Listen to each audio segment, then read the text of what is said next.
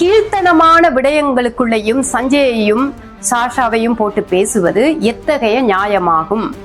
இந்த அரசு அமைப்பை எவ்வளவு கட்டுப்பாட்டுக்குள்ள வச்சிருக்கிறீங்க? அவங்களது திறமை, அவங்களது முயற்சி, அவங்களோட ஆக்கத்தை தான் இந்த தொலைக்காட்சிகளில் நாம் பார்த்து கொண்டிருக்கிறோம். என்னம்மா இப்படி பண்றீங்களேம்மா, அப்படித்தாம்மா இருக்கு, ஏமா இப்படி பண்றீங்க?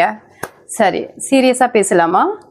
ஆக்சுவலா சட்டசபையை அதிர விட்டுட்டு போன நம்ம அண்ணாவுக்காக நம்மளுடைய தமிழ்நாட்டு மக்கள், நம்மளுடைய டிவிக்கே சார்ந்த அன்பு சகோதரிகள் எல்லாருமே என்ன செஞ்சோம்?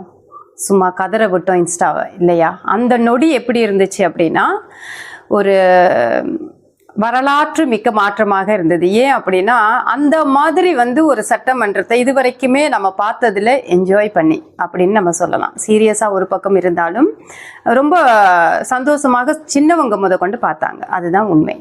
வெளியில வந்ததுக்கு அப்புறம் மதிப்புக்குரிய எதிர்க்கட்சி தலைவர் உதயநிதி ஸ்டாலின் அவர்கள் பேசியதையும் நம்ம கண்டித்தோம். அதுல மிகவும் கண்டிக்க வேண்டிய ஒரு விடயம் என்னன்னா, இந்த பெண்களை அவதூறாக தான் அந்த இடத்துல அவர் சொல்லியிருப்பாரு. ஐட்டம் அப்படின்னு யார சொல்றது? பெண்களை தானே சொல்லுவீங்க, வேற யாரை நீங்க சொல்ல போறீங்க? ஐட்டம் டான்ஸ் எல்லாம் போட்டு ஆடுற அளவுக்கு தாவேகா ஒன்றும் கேவலமான ஆட்சி நடத்த போறதும் கிடையாது. அந்த அளவுக்கு கேவலமான முதலமைச்சரோ அமைச்சரோ மினிஸ்டரோ அங்க யாருமே இல்லைன்றது உங்களுக்கு நல்லாவே தெரியும். இந்த ஐட்டம் டான்ஸுக்கு அதிகாரிகள் யாருன்னா கண்டிப்பா திமுகவை சேர்ந்த கட்சிக்காரர்கள் நீங்கள் என்றது உலகறிந்த உண்மை. சரி, அதெல்லாம் அன்னைக்கு பேசணும், முடிஞ்சது. 2-3 நாட்களாவே எமது சகோதரர்கள் வலைத்தளத்தில் எங்க நம்ம அக்காவோட போஸ்ட் எப்படி வரப்போகுது அப்படின்னு தடுமாறி தேடிட்டு இருந்தாங்க. வந்துடவே கூடாதுன்னு பயங்கர பிரேயர் பண்ணிக்கிட்டாங்க. இதெல்லாம் தாண்டி தலைமைச் செயலகத்துக்கு ஒரு கேக் வருது நம்மளுடைய முதலமைச்சருக்காக.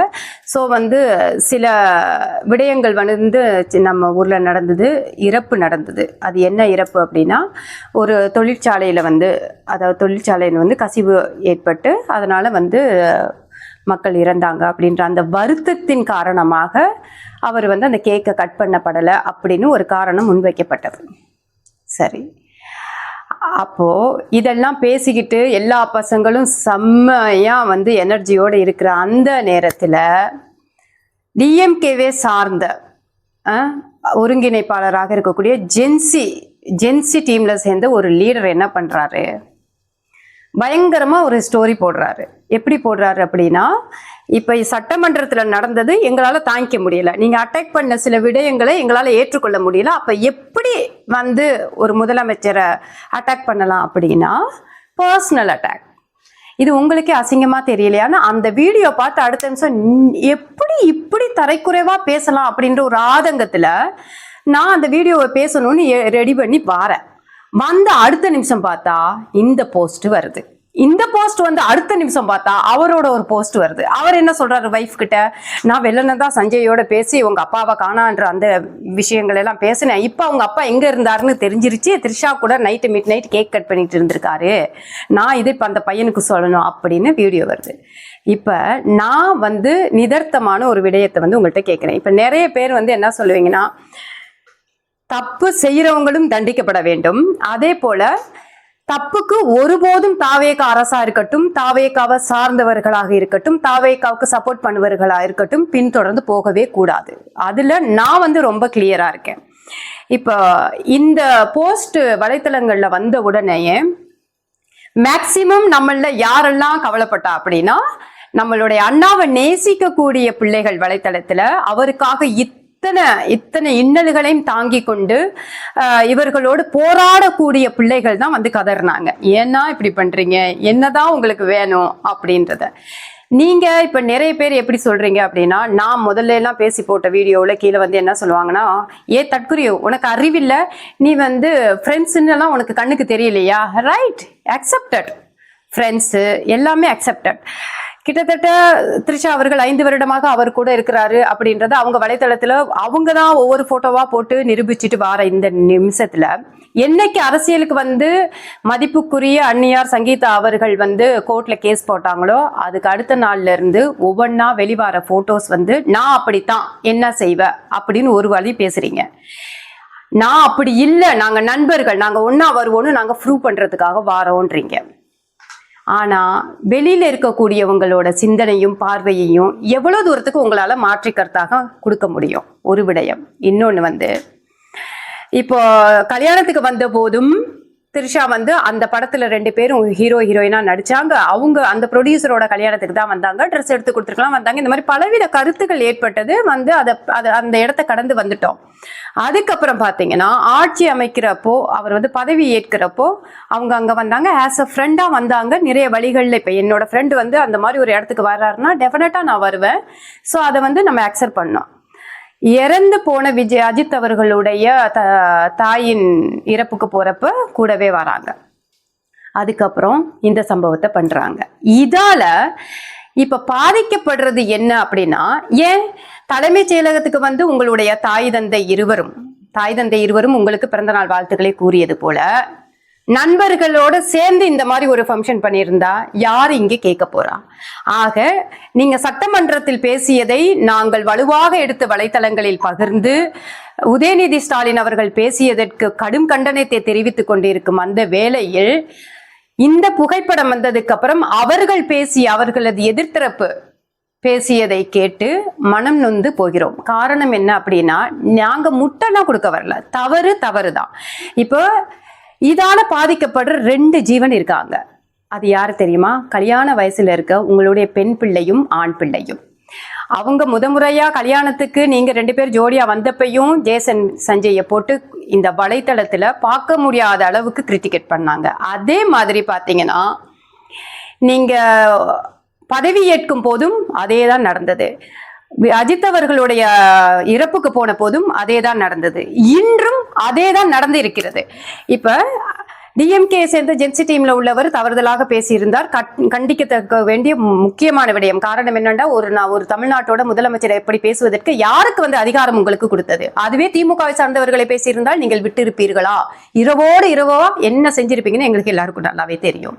நடந்த விடயங்களும் எல்லாருக்குமே தெரியும். ஆனால் அவர் பேசியதை கண்டித்து பேசக்கூட எங்களால் முடியாத அளவுக்கு இந்த அம்மணி போட்ட போஸ்ட் தான் வைரல் ஆச்சு இல்லையா?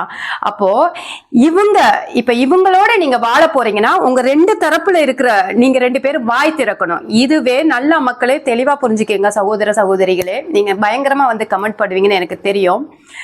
இருக்கிறதுலேயே ஒரு பெண்ணை பார்த்து பார்வையாலையும் வார்த்தையாலையும் கற்பழிப்பதுதான் மிகப்பெரிய தவறுன்னு நம்ம சொல்லுவோம் இல்லையா? ஒரு வந்து நம்மளை தொட்டு நம்மளை வந்து அநியாயம் பண்ணி நம்மளை வந்து கற்பழிக்கிறத விட வார்த்தைகளால கற்பழிப்பது என்பது இருக்குல்ல, அதை கிட்டத்தட்ட தாவேக்காவை சார்ந்த பெண் பிள்ளைகளும் ஆண் பிள்ளைகளும் கடந்த காலமாக வாங்கி கட்டிக்கிட்டு தான் வாரோம் இல்லையா? அதுவும் இந்த மாதிரி பட்டியல் வரைக்கும் கட்டுவோம் பாருங்க வாங்கி. அந்த அளவுக்கு கேவலமா கமெண்ட் இருக்கும்.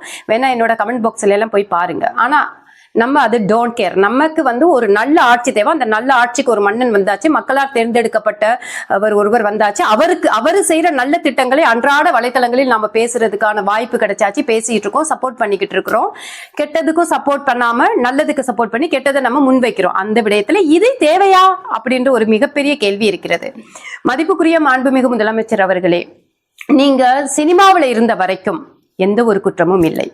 நீங்க இதுவே சினிமாவில இருந்து இப்படி ஒரு விடயம் நடக்கிறது என்றால் யாரும் முன் வந்து இதை பேச போவதில்லை. காரணம் என்ன தெரியுமா? ரவிமோகன் அவர்களுக்கு என்ன நடந்தது, நம்மளுடைய ரகுமான் அவர்களுக்கு என்ன நடந்தது, இந்த மாதிரி தனுஷ் அவர்கள்னு பட்டியல் போட்டுக்கொண்டு போகலாம். சினிமா நடிகர்களுக்கிடையே இப்படிப்பட்ட விடயங்கள் நடப்பது உண்டு. அதில் நமக்கு எந்த கருத்து வேறுபாடும் கிடையாது. அது அவரவர் வாழ்க்கை, அவரவர் பர்சனல், அவங்கவுங்க எப்படி இருந்துட்டு போவாங்கன்னு நாங்க சாப்டர் க்ளோஸ் பண்ணிருப்போம். பட் இப்போ நீங்க ஒரு தமிழ்நாட்டோட முதலமைச்சர், அப்போ நீங்க இருவரும் மட்டும் இருக்கிற இந்த புகைப்படம் உங்களை நேசிப்பவர்களை ஆழமாக காயப்படுத்துகிறது என்பது உங்களுக்கு மறக்க முடியாத ஒரு விடயமாக இருக்கும். இங்க மறுக்கவும் முடியாது. நீங்க சொல்லியிருந்தீங்க மகளிர் தினத்துல எனக்கு வர பர்சனல் விஷயங்களை எல்லாம் பார்த்து நீங்க ரொம்ப கவலைப்படுறீங்க, அதெல்லாம் அவ்வளவு வர்த் இல்ல, நீங்க விட்டுடுங்க அப்படின்னு நீங்க சொல்லியிருந்தீங்க. அதுக்கப்புறம் உங்களோட பர்சனல் விஷயத்துல யாருமே வந்து தலையிடல. ஆனா இது பர்சனல் கிடையாது. பர்சனல்னா திரிஷா எடுக்கிற போட்டோஸை திரிஷாவோட வச்சுக்க சொல்லுங்க. எதுக்காக இந்த மாதிரி வலைத்தளத்துல போட்டு உங்களுக்கு சாதகமா இருக்கக்கூடியவர்கள், உங்களை நேசிக்க கூடியவர்கள், உங்களை நேசித்து வாக்களித்த மக்களுடைய மனதை அழகான இந்த குருவி கூட்ட கொஞ்சம் கொஞ்சமா கொத்தி கொத்தி காயப்படுத்தி ஒட்டுமொத்தமாக சிதைத்து விடுவதற்கான சான்றிதழ் தான் இங்க நம்ம பார்த்துட்டு இருக்கோம். நாங்க மட்டுமா பேசுறோம், தமிழ்நாடு மட்டுமா பேசுது, அயல்நாடும் பேசுகிறது என்பதுக்கு சான்று.